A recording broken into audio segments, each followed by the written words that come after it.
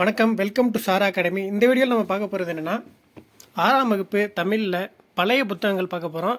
இது வந்து கடைசி நிமிட ரிவிஷனுக்கு உங்களுக்கு யூஸ்ஃபுல்லாக இருக்கும். ஓகே, வீடியோக்குள்ளே போயிடலாம். ஃபஸ்ட்டு பார்த்தீங்கன்னா வாழ்த்து கொடுத்துருக்காங்க. திருவருட்பா. திருவருட்பா அப்படிங்கிறது யார் எழுதுனா அப்படின்னு கேட்டிங்கன்னா ராமலிங்க அடிகளார். திருவருட்பா ராமலிங்க அடிகளார் அப்படிங்கிறத ஞாபகம் வச்சுங்க. அந்த பாட்டில் ஃபஸ்ட் லைன் மட்டும் பார்த்துங்க. கண்ணில் கலந்தான் கருத்தில் கலந்தான் எண்ணில் கலந்தான் ராமலிங்க அடிகள், அந்த மாதிரி ஞாபகம் வச்சுங்க. திரு ராமலிங்க அடிகள், இந்த மாதிரி அவர் பேர் ஞாபகம் வச்சுக்கிட்டீங்கன்னா திருவருட்பானா ராமலிங்க அடிகள்னு போட்டுடலாம். ஓகே, அடுத்த ஆசிரியர் குறிப்பில் திருவருட் பிரகாச வள்ளலார்னு சொல்லுவாங்க பார்த்தீங்களா, அவர் தான் இந்த ராமலிங்க அடிகளார். இவருக்கு எந்த மாவட்டம் அப்படின்னு பார்க்குறப்ப கடலூர் மாவட்டத்தை சேர்ந்தவர். வள்ளலார் எந்த மாவட்டம்? கடலூர் மாவட்டம், மருதூர் அப்படிங்கிறதுல பிறந்தவர். கடலூர் மாவட்டத்தில் மருதூர் அப்படிங்கிறதுல பிறந்திருக்காரு. இவரோட பெற்றோர் ராமையா சின்னம்மையார். ராமையா சின்னம்மையார். இவரோட நூட்கள் பார்த்தீங்கன்னா ஜீவகாருண்ய ஒழுக்கம், மனுமுறை கண்ட வாசகம் அப்படிங்கிறது இவரோட நூட்கள். ஓகே, ஒழுக்கமாக இருப்பார் இவர். ஓகேவா, வாசகம் வந்து கரெக்டாக பேசுவார். இதுதான் உங்களுக்கு ஷார்ட்கட், ஞாபகம் வச்சுக்கோங்க. இவரோட பாடல்கள் எல்லாமே திருவருட்பா அப்படின்னு மொத்தமாக வந்து பார்த்திங்கன்னா தொகுத்துட்டாங்க. ஓகேவா, அதுக்கப்புறம் பார்த்தீங்கன்னா சன்மார்க்க சங்கத்தையும் மக்களுக்கு உணவளிக்க அறச்சாலையையும் அமைத்தவர். மக்களுக்கு வந்து பார்த்திங்கன்னா இப்போ வரைக்கும் அந்த ஊரில் வந்து பார்த்திங்கன்னா உணவளிச்சுக்கிட்டு இருக்காங்க. ஓகேவா, கடலூர் மாவட்டத்தில். அதுதான் அதை நிறுவனது இவர் தான். அதுக்கப்புறம் பார்த்திங்கன்னா ஞான சபை அப்படிங்கிறது ஒன்று நிறுவியிருக்காரு. அது எதுக்குன்னா அறிவு நெறி விளங்குறதுக்கு. வாடிய பெயரை கண்டபோதெல்லாம் வாடினேன் அப்படின்னு சொன்னது இந்த வல்லார் அப்படிங்கிறவர் தான். வடலூர் சத்திய தர்மசாலையில் அந்த பசியினால் வரவங்களுக்கு வந்து பார்த்திங்கன்னா இப்போ வரைக்கும் அந்த அடுப்பு எரியாமல் வந்து தொடர்ந்து பசிப்பினி தீர்த்து கொண்டு வருகிறாங்க அப்படின்னு சொல்கிறாங்க. அவ்வளோதான். அடுத்து திருக்குறள். திருக்குறளில் நீங்கள் ஆல்ரெடி பார்த்து தான், ஈஸியாக தான் இருக்கும். ஜஸ்ட் சும்மா பார்த்துங்க, ரொம்ப இம்பார்ட்டன்ட் எதுவும் இல்லை. அதில் ஆசிரியர் பார்த்தீங்கன்னா திருவள்ளுவர். இவரோட காலம் கிமு 31 உங்களுக்கு தெரிஞ்சது தான். இதை தொடக்கமாக கொண்டு தான் திருவள்ளுவர் ஆண்டு அப்படிங்கிறத கணக்கிடுறாங்க. அதை வந்து கடைசியில் நான் சொல்லித்தரேன். இவரோட ஊர் குறித்து அந்த மாதிரிலாம் எதுவுமே வந்து முக்கிய செய்திகள் வந்து கிடைக்கல. அவரோட பட்டப்பேர்கள்னு சொல்லும்போது சென்னா போதார், தெய்வப்புலவர், நாயனார் அப்படிங்கிறது இந்த புக்கில் கொடுத்துருக்காங்க. இன்னும் நிறைய பேர்கள் இருக்குது. மாதாண்டு பங்கி, தேவர், இந்த மாதிரி பல பேர்கள் அவருக்கு இருக்குது. அதுக்கப்புறம் நூல் குறிப்பில் அறத்துப்பால், பொருட்பால், இன்பத்துப்பால், இந்த மாதிரி 3 பிரிவில் கொண்டு திருக்குறள். இது எல்லாருக்கும் தெரிஞ்சது தான். 133 அதிகாரம், ஒவ்வொரு அதிகாரத்துக்கும் 10 குறள்னா 1330 குறட்பாக்கள் வந்து இதில் இருக்குது. இது 15 கீழ்கணக்கு நூல்களில் ஒன்று. ஓகேவா, இதுக்கு இன்னொரு மற்ற பேர்கள் என்ன அப்படின்னு பார்க்குறப்ப முப்பால், பொதுமறை, தமிழ்மறை, இந்த மாதிரி சொல்லுவாங்க. ஓகேவா, தமிழ்மறை, பொதுமறை அப்படிங்கிறத ஞாபகம் வச்சுக்கோங்க. திருக்குறள் வந்து மறையாது, அதனால் மறை அப்படின்னாலே திருக்குறள் அப்படிங்கிறத ஞாபகம் வச்சுக்கோங்க. திருக்குறள் உலக பொதுமறை என போற்றப்படுகிறது. இது எல்லாருக்கும் தெரிஞ்சது தான். ஓகேவா, அதுக்கடுத்து திருவள்ளுவர் ஆண்டு கணக்கிடும் முறை வந்து பார்த்திங்கன்னா கொடுத்துருக்காங்க பாருங்கள். திருவள்ளுவர் ஆண்டு எப்படின்னா, இப்போ எந்த வருஷமோ அதை போட்டுட்டு +31 போட்டிங்கன்னா அதுதான் அதோட திருவள்ளுவர் ஆண்டு கணக்கிடுறோம். இப்போ உங்களுக்கு இந்த வருஷத்தை கொடுத்ததுக்கு திருவள்ளுவர் ஆண்டு என்னன்னு கேட்டாங்கன்னா +31 கூட்டிட்டிங்கன்னா அதான் திருவள்ளுவர் ஆண்டு. அடுத்து ஊவேசா பற்றி சில தகவல் கொடுத்துருக்காங்க. நம்ம முக்கியமான டேட்டா மட்டும் பார்ப்போம். இதுலேருந்து என்ன பழைய புக்கிலேருந்து கொஞ்சம் டேட்டா தான் ஸ்பெசிஃபிக்காக எடுக்க முடியும். அந்த மாதிரி டேட்டாஸ் மட்டும் நம்ம பார்ப்போம். ஊவேசா அப்படின்னு பார்க்குறப்ப இந்த ஓலைச்சுவடிகள்லாம் இந்த ஆற்றுல போனப்போ அதை வந்து எடுத்தார். அதை எந்த இடத்துல எடுத்தார் அப்படிங்கிற ஒரு டேட்டில் கொடுத்துருக்காங்க. ஈரோடு மாவட்டத்தில் உள்ள கொடுமுடி அப்படிங்கிற ஊரில் தான் இந்த ஓலைச்சுவடிகளை வந்து பார்த்திங்கன்னா அவர் எடுத்தார் அப்படிங்கிறத கொடுத்துருக்காங்க. அதுக்கப்புறம் ஒரு ஓலைச்சுவடி, இந்த மாதிரி தமிழ் சீர்திருத்தத்தில் ரொம்ப முக்கிய பங்கு வகித்தவர் இவர் தான். தமிழ் தாத்தா என்று அழைக்கப்பட்டார். குறிஞ்சிப்பாட்டு அப்படின்னு ஒரு சுவடியை பதிப்பதற்காக எழுதி கொண்டிருந்தார். அந்த சுவடியில் வந்து பார்த்திங்கன்னா 99 வகையான பூக்களோட பெயர்கள் இருக்கான். குறிஞ்சிப்பாட்டில் எத்தனை வகையான பூக்களோட பெயர்கள் இருக்குது அப்படின்னு பார்க்குறப்ப 99 வகையான பூக்களோட பெயர்கள் இருக்குது. நெக்ஸ்ட்டாக ஞாபகம் வச்சுங்க, 99, 100 கிடையாது, 1 கம்மி அப்படின்னு ஞாபகம் வச்சுங்க. ஓலைச்சுவடிகள்லாம் எங்கெங்கே பாதுகாக்கப்படுது அப்படின்னு பார்க்குறப்ப மேக்ஸிமம் சென்னை தான். 3 இடம் சென்னை, 1 மட்டும் தஞ்சாவூர். என்னென்னு பாருங்க, கீழ்த்திசை சுவடிகள் நூலகம் சென்னையில் இருக்குது. அரசு ஆவண காப்பகம் சென்னை, உலக தமிழ் ஆராய்ச்சி நிறுவனம் சென்னை, சரஸ்வதி நூலகம் மட்டும் தஞ்சாவூர். ஓகேவா, அதை மட்டும் ஞாபகம் வச்சுங்க. குறிஞ்சிப்பாட்டு அப்படிங்கிறது வந்து பார்த்திங்கன்னா 10 பாட்டு நூல்களில் ஒன்று. அதோட ஆசிரியர் யார் அப்படின்னு பார்க்குறப்ப கபிலர். குறிஞ்சிப்பாட்டு கபிலர். கே குறிஞ்சிக்கும் கே தான் ஆரம்பிக்கும், கபிலருக்கும் கே தான். ஓகே, அவ்வளோதான். அதுக்கப்புறம் இவரை பார்த்தீங்கன்னா ஊவேசா அப்படிங்கிறது எங்கே பிறந்தார் அப்படின்னு பார்க்குறப்ப திருவாரூர் மாவட்டத்தில் உள்ள உத்தமதானபுரம். அவரே பார்த்தீங்கன்னா ஒரு உத்தமர் மாதிரி தான் இருப்பார். உத்தமதானபுரம் அப்படிங்கிறத ஞாபகம் வச்சுக்கோங்க.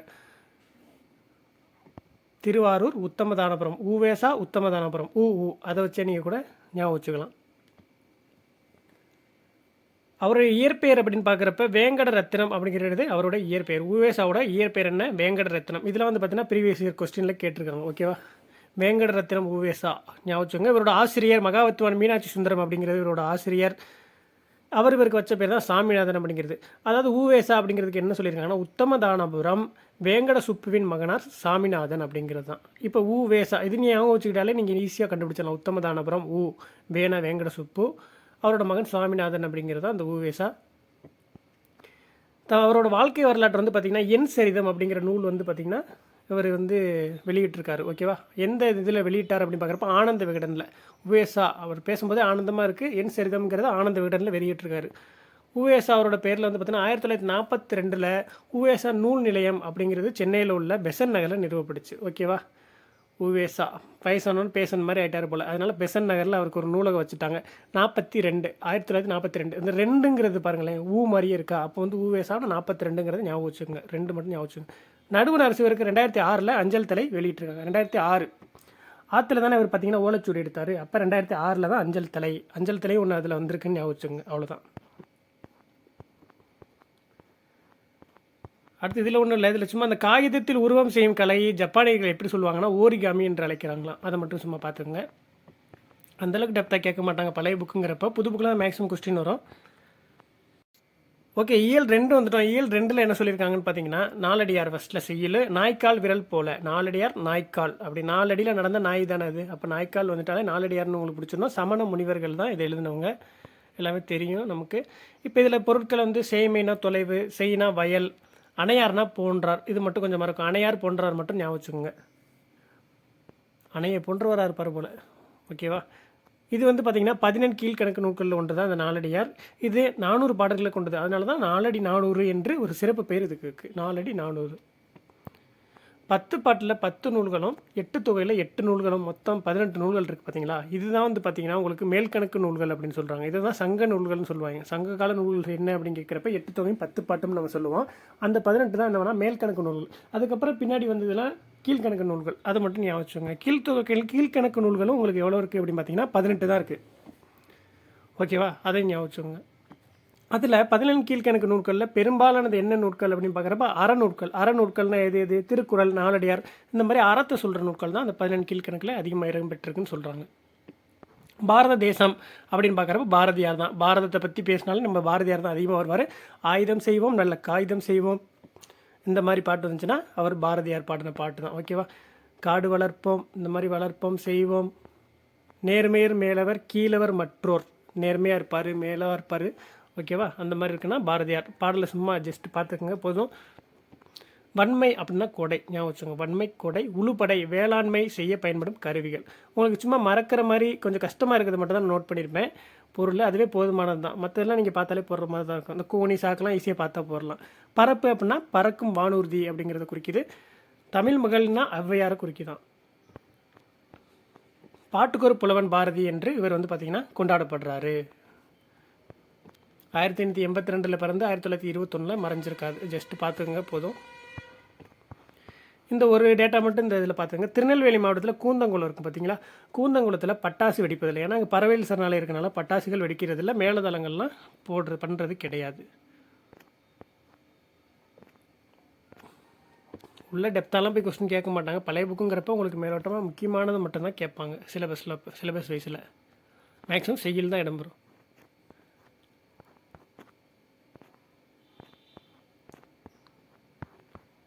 அடுத்து இயல் 3 பார்க்குறப்ப நான்மணி கடிகையோட ஆசிரியர் யார் அப்படின்னு பார்க்குறப்ப விளம்பி நாகனார். நாகனார் 4 மணி எடுத்துகிட்டு போய் போடுவாங்க. ஓகேவா, அது வந்து விளம்பி நாகனார்னு ஒரு கோயில் இருக்குது. அங்கே போயிட்டு பார்த்தீங்கன்னா 4 மணி கட்டணும். ஓகேவா, அதை மட்டும் ஞாபகம் வச்சுக்கோங்க. 4 மணி கடிகை விளம்பி நாகனார், அதை மட்டும் ஞாபகம் வச்சுக்கோங்க. மடவார் அப்படின்னா பெண்களை குறிக்கிற ஒரு சொல். மடவார் பெண்கள் வந்து பார்த்திங்கன்னா மடவார்னு சொல்கிறாங்க. அடுத்து பார்த்திங்கன்னா ஆசிரியர் குறிப்பில் விளம்பி என்பது அவரோட ஊர் பேராக. நாகனார் அப்படிங்கிறது தான் அவரோட உண்மையான பேர். நான்மணி கடிகை வந்து பார்த்திங்கன்னா 14 கீழ்கணக்குள்ள ஒன்று. கடிகை என்றால் என்ன அப்படின்னு பார்க்குறப்ப அணிகலன் தான். அணிகலன் இப்போ கழுத்தில் மாட்டிருந்தாங்கன்னா செயின் எடுத்து கடிப்பாங்க பார்த்தீங்களா, அதான் கடிகை அப்படின்னா அணிகலன் அப்படிங்கிறது. 4 மணிகள் கொண்ட அணிகலன் அப்படிங்கிறதா இதோட பொருள். 4 அறக்கருத்துக்களை இது கூறுது. ஓகேவா,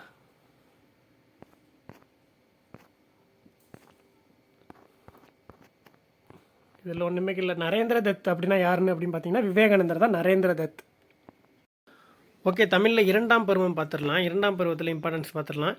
இசை அமுது அப்படிங்கிறது யார் எழுதுனா அப்படின்னு பார்த்தோன்னா பாரதிதாசன். புரட்சி கவிஞர் பாரதிதாசன் எழுதுனா இசை அமுது அப்படிங்கிறது. மலையே மலையே வா வா அப்படின்ட்டு கண்ணாடி போட்டு பார்த்துக்கிட்டு இருக்காருங்க. அவ்வளோதான், அதை மட்டும் ஞாபகம் வச்சுக்கோங்க. வானப்புயல் அப்படிங்கிறது மழை நீர், வானத்துலேருந்து தான் மழை வருது. ஓகே, அதை ஞாபகம் வச்சுக்கலாம். பொடி அப்படிங்கிறது மகரந்த பொடி. இது எல்லாமே மற்றெல்லாம் நீங்கள் பார்த்தீங்கன்னா ஈஸியாக தான் இருக்கும். தலைனா செடி, அந்த மாதிரி ஈஸியாக தான் இருந்துச்சு. வையம்னா உலகம் அப்படிங்கிறதெல்லாம் நீங்கள் இதை மட்டும் ஞாபகம் வச்சுக்கோங்க. பொடினா மகரந்த பொடியை குறிக்குது. புரட்சி கவிஞர் அப்படின்னு போற்றப்படுவது இவர் தான். அப்புறம் பாவேந்தர் அப்படிங்கிறதும் பாரதிதாசன் தான். ஓகேவா. இவரோட இயற்பெயர் அப்படின்னு பார்க்குறப்ப சுப்புரத்னம். டிஃபரன்ஸ் மட்டும் பார்த்துங்க. சுப்புரத்னம் அப்படின்னா உங்களுக்கு பாரதிதாசன், சுப்பிரமணியன் அப்படின்னா பாரதியார். அவர் வந்து சேர்த்தே படிச்சுங்க, சுப்பிரமணிய பாரதியார் அப்படிங்கிற சேர்த்து படிச்சுங்க. இவர் சுப்புரத்னம் அப்படிங்கிறது இவருடைய இயற்பெயர். இவர் பாரதி அப்படிங்கிறவர் மீத, பாரதியார் மேலே கொண்ட காதலால் தான் இவரோட பேரை வந்து பார்த்திங்கன்னா பாரதிதாசன் அப்படிங்கிற மாதிரி மாற்றி கொண்டார் அப்படின்னு சொல்லியிருக்காங்க. பாண்டியன் பரிசு, அழகின் சிரிப்பு, குடும்ப விளக்கு, இதெல்லாம் இவரோட வீடு. இதுவே நீங்கள் அவர்கிட்ட பார்த்தீங்கன்னா பாரதியார் அப்படின்னு போகிறப்போ உங்களுக்கு குயில் பாட்டு, கண்ணன் பாட்டு, அந்த மாதிரி பாட்டுன்னு முடிகிறதெல்லாம் உங்களுக்கு ஈஸியாக வந்துடும். அதெல்லாம் உங்களுக்கு தெரிஞ்சிடும். இவரோட இதில் ஃபுல்லாக பார்த்தீங்கன்னா பாண்டியன் பரிசு அப்படிங்கிறது இவரோட தான். இவரோட மீசையை பார்த்தே பரிசு கொடுத்துருப்பாங்க போல். அவரோட மீசையை பாருங்களேன். அழகின் சிரிப்பு, நல்லா சிரிப்பார். ஓகே. குடும்ப விளக்கு அப்படிங்கிறது இவரோட நூல் தான். பழமொழி 400 அப்படிங்கிறது முன்றுரை அரையனார் அப்படிங்கிறது எழுதுனது. பழமொழி 400 எழுதுனவங்க யார் அப்படின்னு பார்த்தோன்னா மூன்றுரை அரையனார். ஓகே. 400 பழமொழி சொன்னோம்னு வைங்களேன், அரைஞ்சிருவாங்க டாப்புன்னு. அரணா அவனை என்னடா பழமொழிலாம் சொல்கிறேன் அப்படின்னு சொல்லிட்டு. அப்படின்னா பழமொழி சொன்னால் அரைஞ்சிருவாங்க. அரையனார் அப்படிங்கிறது ஞாபகம் வச்சுக்கலாம். இதில் பார்த்தீங்கன்னா முன்றுரை அப்படிங்கிறது அவரோட ஊர் பேர். அரையன் அப்படிங்கிற சொல்லு தான் அவரை குறிக்குது. அது வந்து பார்த்திங்கன்னா அரையன் என்ற சொல் என்ன சொல்லுதுன்னா அரசரை வந்து குறிக்குதான். அரையன் என்னும் சொல்லி எதை குறிக்குது? அரசரை குறிக்குது. ஓகே. அப்போ நீங்களும் ஒரு அரையன் தான் அப்படிங்கிற மாதிரி ஞாபகம் வச்சுங்க. அரசன். இவர் முன்றுரை என்ற ஊரை ஆண்ட அரசராக இருக்கலாம் அப்படின்னு ஒரு கருத்து சொல்லுது. அரையன் என்பது புலவரின் குடிப்பெயராக கூட இருக்கலாம் அப்படின்னு கூட சொல்கிறாங்க. புலவரோட குடிப்பெயராக கூட இருக்கலாம் அப்படின்னு சொல்லியிருக்காங்க. 14 கீழ்கணக்கு நூல் தான் இதுவுமே. இந்த பாடலில் வந்து பழமொழி என்ன சொல்கிறாங்கன்னா, ஆற்றுனா வேண்டுவது இல். இந்த பாடலில் முக்கியமான பழமொழி. எல்லா பாடல்லையுமே பழமொழி நாடலும் ஒரு பழமொழி சொல்லியிருப்பாங்க. இதில் சொல்லியிருக்கிறது ஆற்றுனா வேண்டுவது இல். அதுக்கு அர்த்தம் என்னென்னா, கற்றவனுக்கு கட்டுச்சோறு வேண்டாம் அப்படிங்கிறது தான் அதோட பொருள். இது ஆல்ரெடி கேட்ட கொஸ்டின் தான். அதுக்கப்புறம் மகள் இந்திராவுக்கு நேர் எழுதிய கடிதம். இதில் நீங்கள் இந்த மாதிரி உரைநடையில் உங்களுக்கு வந்து மேக்ஸிமம் கொண்டு போக மாட்டாங்க. பழைய புக்குனால புது புக்கில் தான் மேக்ஸிமம் கொஸ்டின்ஸ் இருக்கும். 1-2 கொஸ்டின் கேட்குறதுமே செய்யல தான் மேக்ஸிமம் இருக்கும். அப்படி இருந்தாலுமே உரைநடையில் 1-2 இம்பார்ட்டன்ட் மட்டும் நான் மென்ஷன் பண்ணியிருப்பேன். அதை மட்டும் பார்த்துக்குங்க. இப்போ தாகூரின் விஸ்வபாரதி கல்லூரி. விஸ்வபாரதி கல்லூரியில் தான் இந்திரா காந்தி வந்து சேர்ந்துருக்காங்க. அது யாரோட கல்லூரி? தாகூரோட கல்லூரி. அது மட்டும் தெரிஞ்சுங்க. இது எங்கே இருக்குன்னா மேற்கு வங்காளத்தில் சாந்தி நிகேதன் அப்படிங்கிற இடத்துல இருக்குது. அப்புறம் இவர் வந்து பார்த்திங்கன்னா இதில் நிறைய நூல் படிக்க சொல்லியிருப்பார். டால்ஸ்டாயோட போரும் அமைதியும் அப்படிங்கிற ஒரு நூல் ஒன்று இருக்குது. ஓகே. இதை சும்மா பார்த்துங்க. கேம்பிரிட்ஜ், இங்கிலாந்தில் உள்ள பல்கலைக்கழகம் தான் கேம்பிரிட்ஜ். ஷேக்ஸ்பியர்னா உங்களுக்கு தெரியும், ஆங்கில நாடக ஆசிரியர். மில்டன் ஆங்கில கவிஞர். பிளாட்டோ கிரேக்க சிந்தனையாளர். ஓகேவா. காளிதாசன் உங்களுக்கு தெரியும், வடமொழி நாடக ஆசிரியர். டால்ஸ்டாய் ரஷ்யா, அதை முன்னே டால்ஸ்டாய் எங்கிறது? ரஷ்யா. ஓகேவா. ரஷ்யாவில் டால்ஸ்லாம் நல்லா கிடைக்குமா. ஓகே. பெர்னார்ட்ஸ்னா ஆங்கிலம், பேரை பார்த்தாலே உங்களுக்கு தெரிஞ்சிடும். அதுக்கப்புறம் இந்த அல்மோரா சிறை எங்கே இருக்குன்னு பார்த்துங்க, உத்தராஞ்சலில் இருக்குது. உத்தராஞ்சல் மாநிலத்திலேருந்து தான் அல்மோரா சிறை. ஓகேவா. அல்லு உத்தராஞ்சல், அந்த சல்லு அல்ல வச்சு பிடிச்சிடலாம் ஈஸியாக. அதை மட்டும் ஞாபகம் வச்சுக்கோங்க. கிருபாலினி அப்படிங்கிறவங்க விஸ்வபாரதி கல்லூரியில் அவங்க படித்தாங்க பற்றியில் இந்திரா காந்தி. அங்கே பணிபுரிஞ்சவங்க தான் கிருபாலினி. இவங்க வந்து அவங்களுக்கு வந்து நல்ல ஹெல்ப் பண்ணியிருக்காங்க அந்த இடத்துல. ஓகே. யாருக்கு ஹெல்ப் பண்ணால்? கிருபாலினி அப்படிங்கிறவங்க.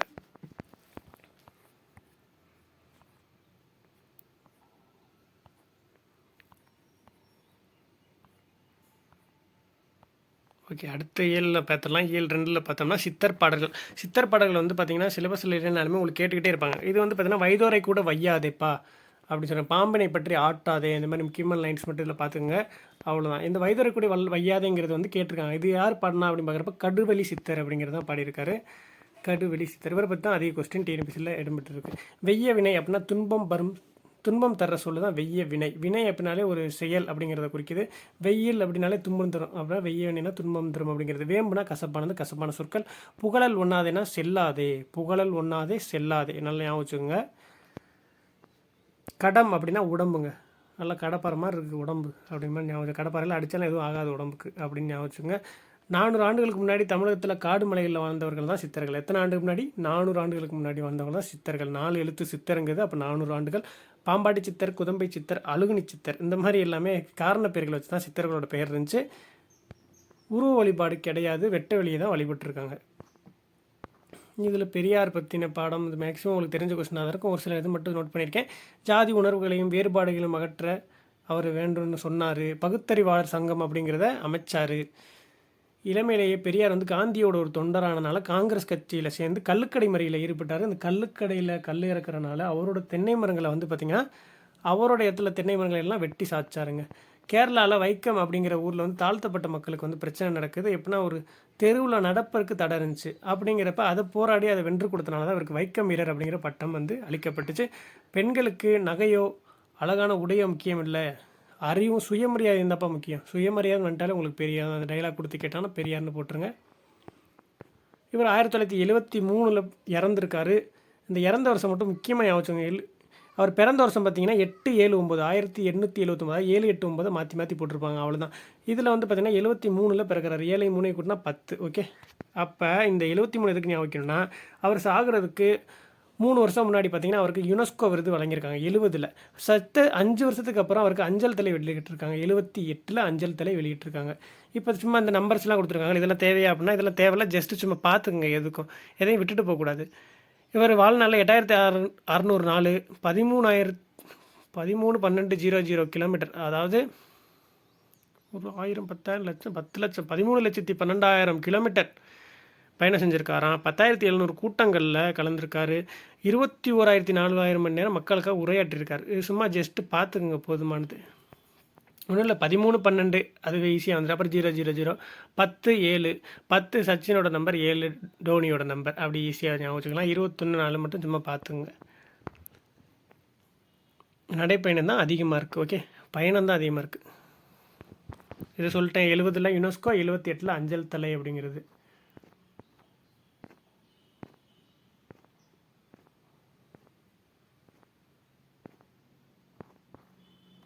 அடுத்து பார்த்தீங்கன்னா புறநானூறுங்கிறது சிலபஸில் முக்கியமான டாபிக். நாடாக ஒன்றோ காடாக ஒன்றோ இந்த மாதிரி வந்துட்டாலே ஔவையார் தான். ஔவையார் எந்த நாடாக இருந்தாலும் அங்கே சிறப்பாக இருப்பாங்க, காடாக இருந்தாலும் அங்கேயுமே சிறப்பாக இருப்பாங்க. இந்த மாதிரி ஞாபகம் வச்சுக்கோங்க.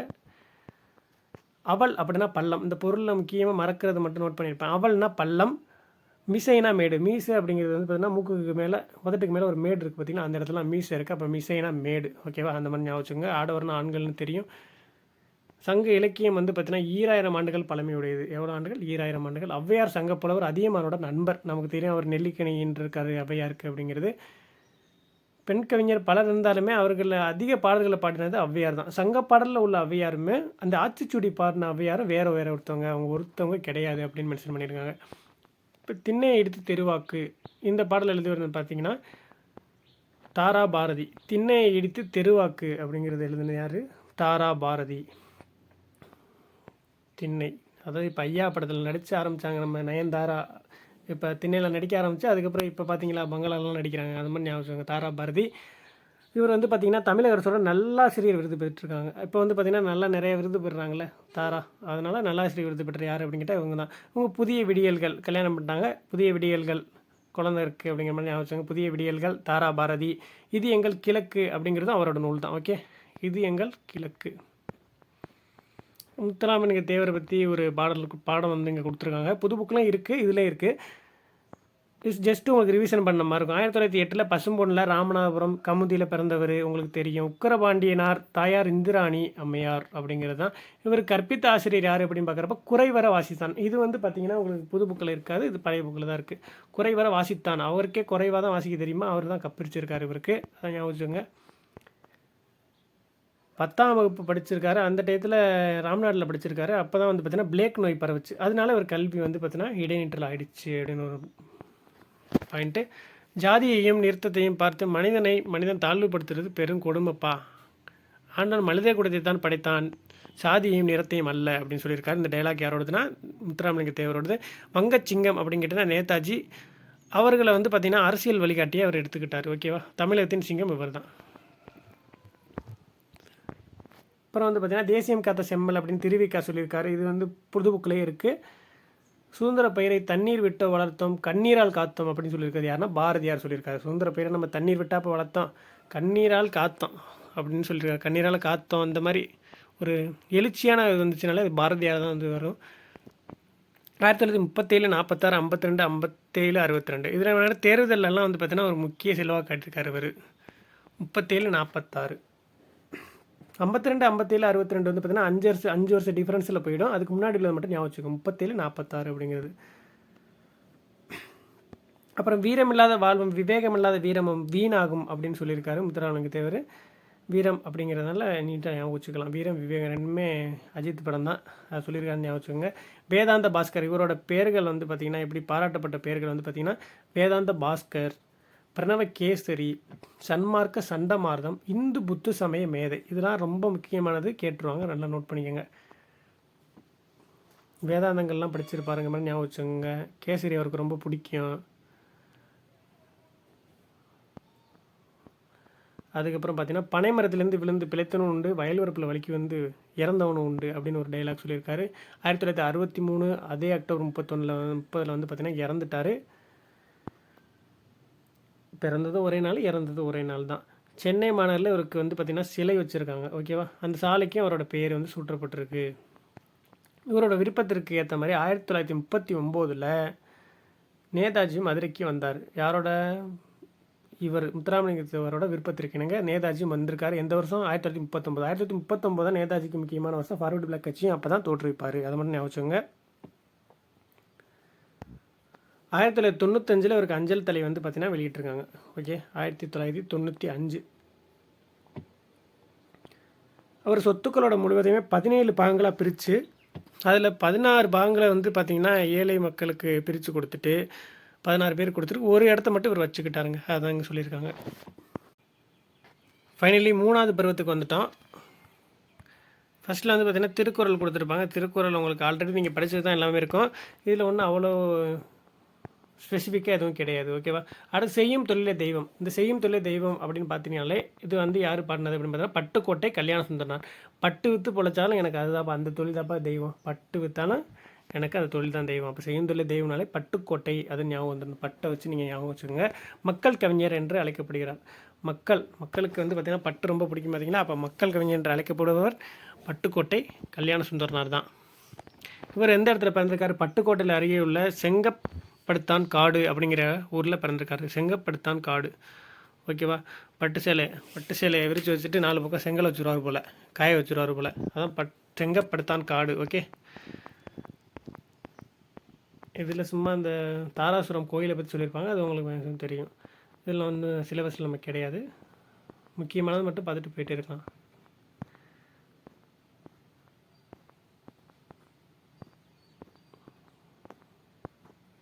அடுத்து வந்துருக்கு ராமச்சந்திர கவிராயர். இது வந்து பார்த்தீங்கன்னா கல்லைத்தான் மண்ணைத்தான் காய்ச்சித்தான் குடிக்கத்தான் கற்பித்தானா அப்படின்னு சொல்லுவாங்க. இந்த தத்துவம் பாடின இந்த பாட்டை பாடினார் யார் அப்படின்னு பார்த்தீங்கன்னா ராமச்சந்திர கவிராயர் அப்படிங்கிறது தான் பாடினார். ராமச்சந்திரா, கல்லைத்தான் மண்ணைத்தான் காய்ச்சித்தான் குடிக்கத்தான் நீ கற்பித்தியா ராமச்சந்திரா அப்படிங்கிற மாதிரி ஞாபகம் வச்சுங்க.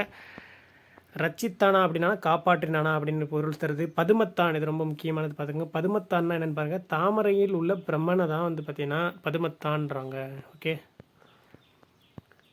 குமரகண்ட வலிப்பு, அது வலிப்புன்னு தெரிஞ்சிருச்சு, ஒரு வகையான வலிப்பு நோய் அப்படிங்கிறத இதில் கண்டுபிடிச்சலாம். குணக்கடலை அருக்கல்லே அப்படின்னு யாரை சொல்கிறாங்கன்னா முருகனை வந்து இந்த இடத்துல சொல்கிறாங்களாம். அந்த காலம் இந்த காலம், அந்த காலம் இந்த காலம் எழுதுனா உடுமலை நாராயண கவிங்கிறத தான் எழுதியிருக்காரு. அந்த காலம் இந்த காலம், அந்த காலம் வீடு, இந்த காலம், அந்த காலம் மலை, இந்த காலம் வீடு, அதான் மலை வீடு உடுமலை. அந்த காலம் இந்த காலம் வீடு, அந்த காலம் மலை அப்படி ஞாபகம் வச்சுங்க. இந்த காலம் என்ன வீடு, அந்த காலம் மலையில் வாழ்ந்தாங்க, அப்போ உடுமலை, அவ்வளோதான். பாமர மக்களிடையே பார்த்திங்கன்னா விழிப்புணர்வை ஏற்படுத்தும் வகையில் பாடல்களை வந்து பார்த்திங்கன்னா எழுதியிருக்காரு. இவர் திரைப்பட பாடலையும் எழுதியிருக்காரு, ஓகேவா. பகுத்தறிவு கவிராயர் ஞாபகம் வச்சுங்க, பகுத்தறிவு கவிராயராக வந்திருக்காரு. அடுத்து பார்த்திங்கன்னா குற்றால குறவஞ்சி, இயல் 3 இருக்கும். குற்றால குறவஞ்சியில் என்ன சொல்லியிருக்காங்கன்னா, இது உங்களுக்கு புதுப்புக்களையுமே ஒரு சில இடத்துல இடம்பெற்றிருக்கு. வானரங்கள் கடி கொடுத்து மந்தியோடு கொஞ்சம் மந்து சிந்து கனிகளுக்கு வான்கவிகள் கெஞ்சும். வானரங்கள் அப்படின்னா குரங்குகள் இந்த இடத்துல குறிக்கிறாங்க. குரங்குகள் அப்படின்னு பார்க்குறப்ப குரங்குகள் எங்கே இருக்கும்? மலைப்பகுதியில் இருக்கும். அப்போ குற்றாலத்தில் குரங்குகள் இருக்குது. அப்போ இந்த லைனை வச்சு நீங்கள் கண்டுபிடிச்சிடலாம். அப்புறம் இதை பார்த்துங்க, ஓட காண்பது வெள்ளம். இந்த வெள்ளம் வருது எங்கே வரும்? அருவி இருக்க இடத்துல வெள்ளம் வரும். அப்போ வந்து குற்றாலத்தை இந்த லைனை வச்சு நீங்கள் பிடிச்சிடலாம், ஓகே. திரிகூட ராசப்ப கவிராயர் அப்படிங்கிறவர் தான். குற்றாலத்தில் போய் நல்லா திரிப்பா, நல்லா ஜாலியாக இருக்கும். அப்போ குற்றாலத்தில் திரியிறோம். அப்போ திரிகூட ராசப்ப கவிராயர். குற்றாலநாதராகிய இந்த இடத்துல எந்த கடவுளை குறிக்கிறாங்க அப்படின்னு பார்த்தோம்னா சிவபெருமானை குறிக்கிறாங்க. அதை மட்டும் நீங்கள் நோட் பண்ணிக்கிட்டால் போதும். மந்தி அப்படின்னா பெண் குரங்கை குறிக்கிற சொல். கமன சித்தர்னா யாருன்னு பாருங்கள். வான்வெளியே நினைத்த இடத்துக்கெல்லாம் செல்வாராம், அவர் தான் கமன சித்தர். காய சித்தி அப்படின்னா மனிதனின் இறப்பை நீக்கி காக்கும் மூலிகை. காய சித்தி, அந்த சித்தி மூலிகை வந்து பார்த்திங்கன்னா இறப்பையே நீக்கி உங்களை காக்கும். அம்மா மூலிகை இல்லையாப்பா, சித்தி மூலிகையான் பார்த்துக்குங்க. பரிக்கால் அப்படின்னா குதிரைக்கால், பரினாலே குதிரை, அதை மட்டும் ஞாபகம் வச்சுக்கோங்க. வேணினா சடை, வேணிங்கிற பொண்ணு சடை போட்டிருக்குப்பா. மரமும் பழைய குடையும், இந்த கொஸ்டின் பார்த்தீங்கன்னா போன குரூப் 4ல் கேட்டிருந்தாங்க. போன குரூப் 4லேயே குரூப் 2லேயே கேட்ட கொஸ்டின் தான். மரமும் பழைய குடையும் யார் எழுதுனானா அழகிய சொக்கநாத புலவர். இதே கொஸ்டின் தான் கேட்டிருந்தாங்க. அந்த பழைய கூட எப்படிப்பா இருக்குது, அழகாக இருக்குப்பா. அப்போ அழகிய சொக்கநாத புலவர் தான், அழகாக இருக்குது அழகிய சொக்கநாத புலவர், அது மட்டும் ஞாபகம் வச்சுக்கோங்க. திருநெல்வேலி மாவட்டத்தில் உள்ள தச்சநல்லூரில் பிறந்தவர். இதுவும் அதே கொஸ்டினில் கேட்ட ஒரு கொஸ்டின் தான். அவர் எந்த ஊரை சேர்ந்தவர்னு கேட்டிருந்தாங்க. தச்சநல்லூரில் பிறந்திருக்காரு. ஓகேவா, அழகாக தச்சிருக்காரு, அந்த பழைய குடையை போட்டு தச்சிருக்காருப்பா.